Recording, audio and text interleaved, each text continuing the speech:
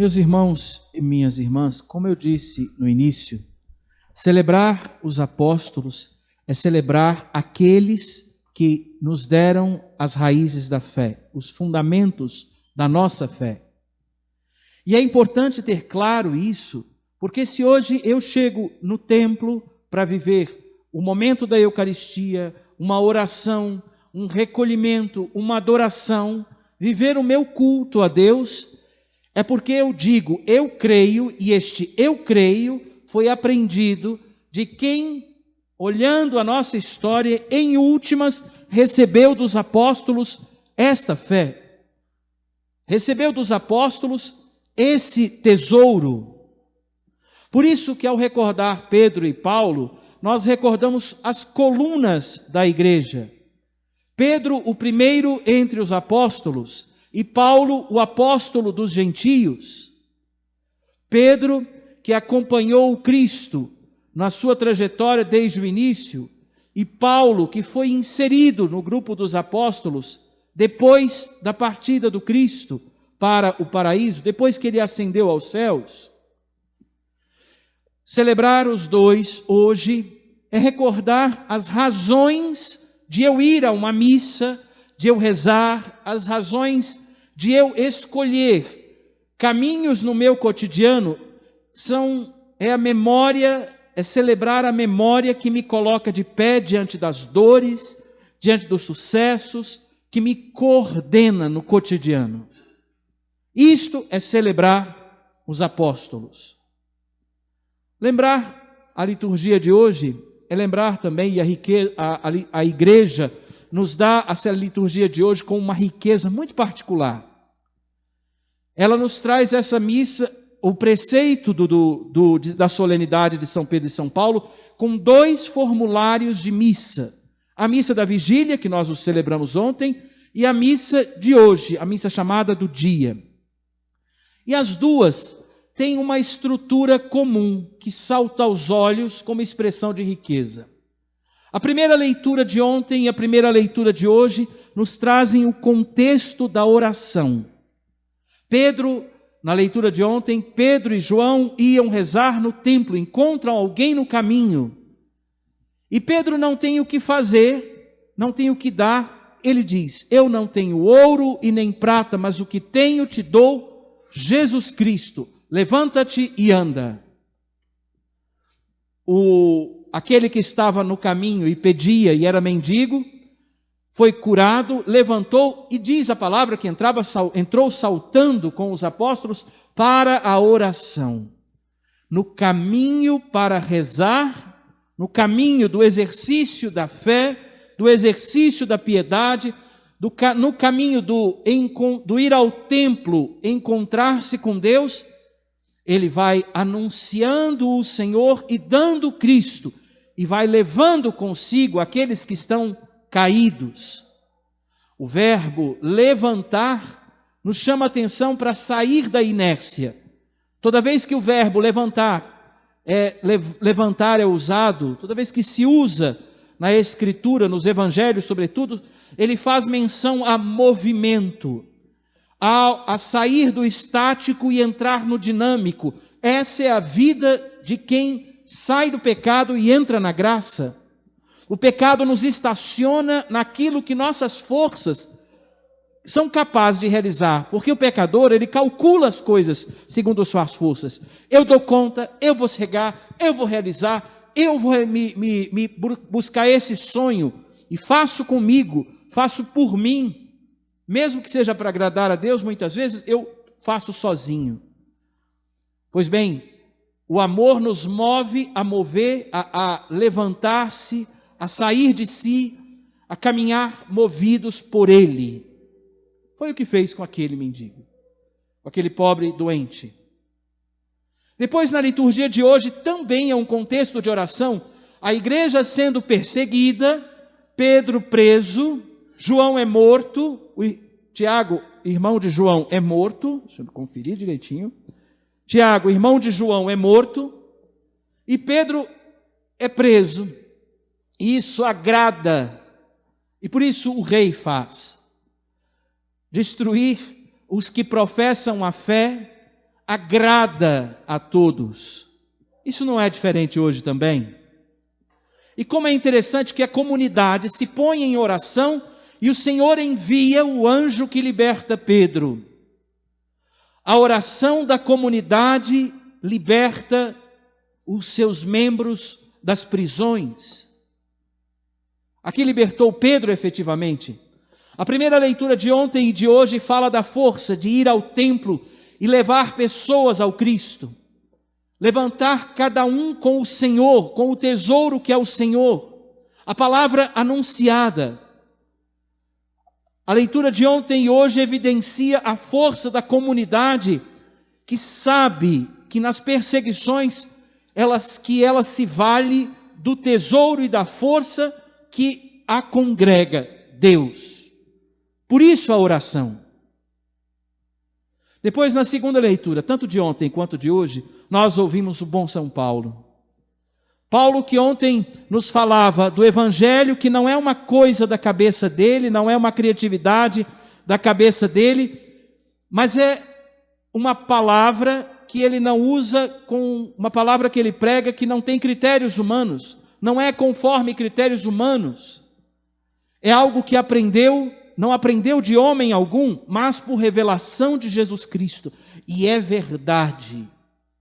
Sabe, Paulo vai contar que ele está pregando a verdade, ele conta a sua história de um apóstolo, de um judeu correto, de um judeu ilibado, de um judeu perito na palavra, como ele passou de alguém que de tão zeloso era perseguidor dos cristãos, a perseguido, porque ele reconheceu que o perseguido por ele era aquele que ele esperava. E hoje a leitura fala de Paulo nos deixando o seu testamento. Depois de contar a sua vida ontem, ele diz, perto de terminar a sua trajetória, ele diz: combati o bom combate, guardei a fé. Agora está reservada para mim a coroa da justiça. O que é a coroa da justiça? É o céu. É o convívio eterno com Deus. Justiça para mim é voltar ao lugar para onde eu vim. E não é simplesmente ver Deus face a face. É permanecer junto de Deus agora. Deus não é algo que vai fazer sentido na nossa vida depois da hora da nossa morte. Deus faz sentido aqui, já. Por isso é que, quando Deus chama Abraão, ele diz: aqui estou. E Abraão ouve e atua o que Deus fala. E Paulo atua o que Deus fala. E Pedro atua o que Deus fala. Porque ele está em Deus. Atuar o que Deus fala é permanecer com Ele. Depois o Evangelho. O Evangelho de ontem e de hoje são confirmações. O Evangelho de ontem e de hoje é aquele exercício de Deus confirmando a sua fé. É isso que crês? Então professa. Eu confirmo. Essa é a fé. Ontem nós ouvimos, depois da refeição, Pedro questionado por Deus. Pedro, tu me amas? Pedro, tu me amas? Pedro, tu me amas? E ele responde: sim, tu sabes que eu te amo. Tu sabes tudo, tu sabes que eu te amo. Então apacenta as minhas ovelhas. Hoje nós ouvimos o Cristo, num episódio anterior a esse, antes de confirmar particularmente Pedro e sua missão, ele confirma os seus discípulos com a consciência de quem ele é. Quem dizem os outros que eu sou? E vós, quem dizeis que eu sou? Seguir Jesus Cristo é ter claro no pensamento que eu sigo Deus hoje.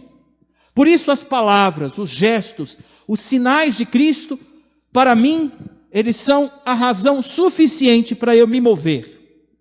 Ah, padre, mas eu não estou entendendo qual é meu rumo, não estou entendendo o que eu devo fazer, não estou entendendo por onde ir, está complicado. Sabe, às vezes nós nos antecipamos em querer entender, e Deus nos pede para nos mover. Porque Uma coisa básica, todos nós já entendemos. Amar é nossa vocação. Onde, quando, como e por quê? Deus vai mostrar em cada momento. Porque se Ele disser hoje, talvez você renegue, diga que não quer, porque acha que é grande demais. Mas Deus confia em mim e em você para o movimento que realiza. Quando Ele pergunta, quem dizem os homens que eu sou, e vós quem dizeis que eu sou? Pedro responde, tu és o Messias, o Filho do Deus vivo. E essa resposta, Jesus diz a Pedro, não foi um ser humano que te revelou isso, como Paulo ouviu, como Paulo disse, não foi um ser humano que te revelou isso, mas meu Pai que está no céu. E é nessa hora, a gente entende que Pedro reconhecia o Senhor diante dele. Isto é confirmar. E esse é o papel também hoje do Papa, é o papel dos bispos, é o papel do padre, sobretudo num momento litúrgico, a hora em que nós rezamos o credo na missa, é a hora em que nós professamos tudo o que cremos, em Deus Pai, Filho e Espírito Santo, 3 pessoas, um só Deus. Aquele que ouve e colhe a profissão de todos, confirma aquela profissão. Eu me lembro que, às vezes, a gente pensa isso do padre, né? Ah, mas o padre é exigente, é chato, não entende. Eu pensava as mesmas coisas do meu pároco. Mas eu entendi depois que ele não é chato ou exigente. Isso talvez seja a minha leitura aquém do serviço que ele está prestando. Porque ele é confirmado por Deus naquele chamado. E deve ser zeloso para entender a mesma fé, sem flexibilizações por causa da fraqueza da ovelha. Isso não é fácil, não. Eu ouço, às vezes, alguns pais muito sábios que dizem que ser firme não é fácil, mas é necessário. Por quê? Porque equilibrar misericórdia e exigência é equilibrar o cuidado que mantém a ovelha no rumo do céu.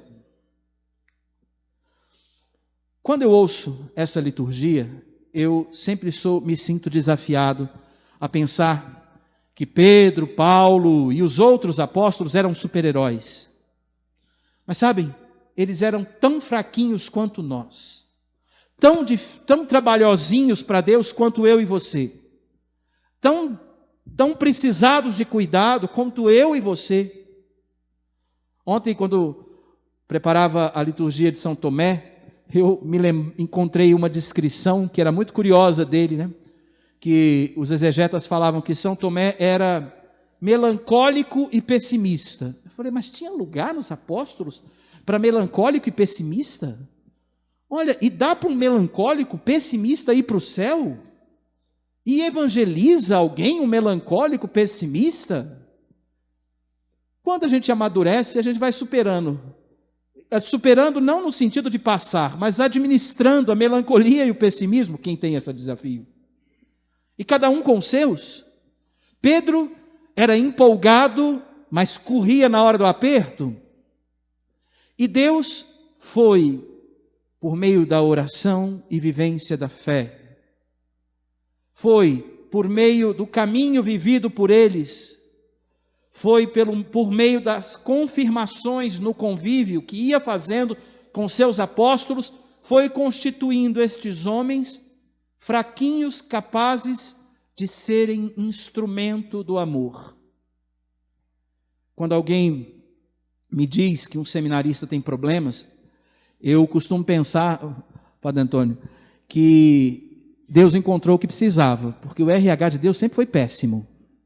Nunca foi a melhor qualificadora de Deus escolher gente plenamente capaz, mas capacitar o fraco que se dispõe a amar.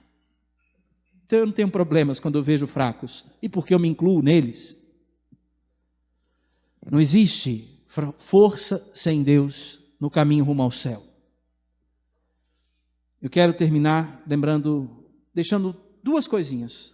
O exercício de santidade, que eu colho da primeira leitura de ontem.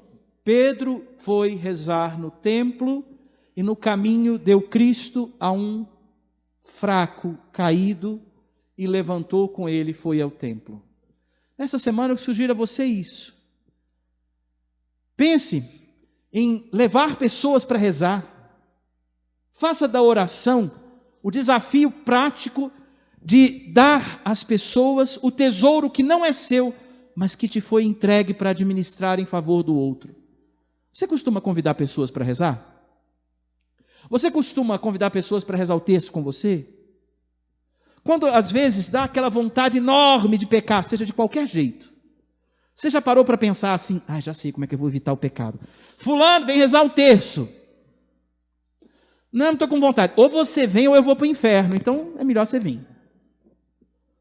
Desafie-se a compor a resposta, levando alguém para o céu consigo, levando alguém para a oração consigo. Nessa semana faça isso. Traga pessoas novas para a próxima semana, para a missa, porque antes de vir você passa na casa e traz o sujeito. Mas eu não quero ir. Não se preocupa não, é justamente por isso que tu vai. O desafio de ir apresentar o seu tesouro. E eu digo com muita liberdade isso, né? Na minha história, hoje essa festa faz muito sentido, porque eu venho da paróquia São Pedro de São Paulo, em Brasília. E desde pequeno que eu ouço o desafio de Pedro e Paulo seguirem Jesus. E como é interessante perceber que quando eu lembro quando eu sentava nos bancos da paróquia, e eu olhava o padre pregando sobre São Pedro e São Paulo, eu olhava e pensava, nossa, a gente quando é pequeno fica vendo aquela imagem, a gente sempre imagina o herói. Quando eu descobri que Pedro era fraco e Paulo difícil no gênio, eu falei, enfim, me coloco junto de quem pode seguir Jesus Cristo. E como é interessante descobrir nas fraquezas de Pedro a força de Deus movendo. Se hoje eu estou aqui foi porque muitas vezes em uma missa como essa eu ouvi o padre dizendo esse evangelho, essa escritura e desafiando com a graça daquele momento a viver respostas. Nesse exercício que eu sugeri a vocês, eu te sugiro dar respostas a Deus. Mova-se para o templo, mova-se para rezar, saia das suas inércias, vença as suas desculpas, mova-se, não use os mimimis da fraqueza para dizer que eu não posso, não consigo ou não dou. Ligue chamando e venha. Ligue dizendo, vou lá e vou com você. Ouse na próxima semana me trazer o problema de ter mais gente na missa do que temos hoje. E se preciso for, comunique antes. Eu abro um horário de missa para o domingo que vem, se for o caso. Mas porque você me disse, vou levar 10, padre. Vou levar uma igreja inteira. Vou precisar de mais missas. Não tem problema, estou aqui para isso. Tem os vizinhos para ajudar também, né? Ainda bem que a gente conta com a vizinhança. Também para somar forças. Que Deus nos ajude essa semana a imitar Pedro e Paulo, a nos mover como Pedro, nos ajude a pensar e rezar pelo nosso Papa, vivendo o Evangelho que nos cabe hoje. Amém.